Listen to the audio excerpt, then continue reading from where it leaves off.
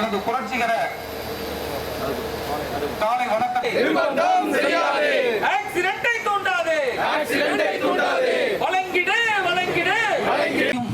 உள்ளடக்கிய ஒரு மெமரண்டம் கொடுத்துள்ளோம்.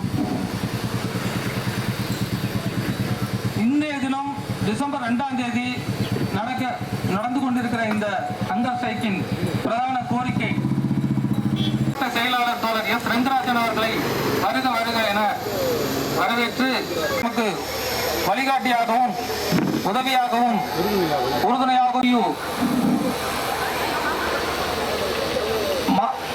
கோட்ட செயலாளர் கரிகாலன் அவர்களையும் வருக வருக என வரவேற்கிறேன்.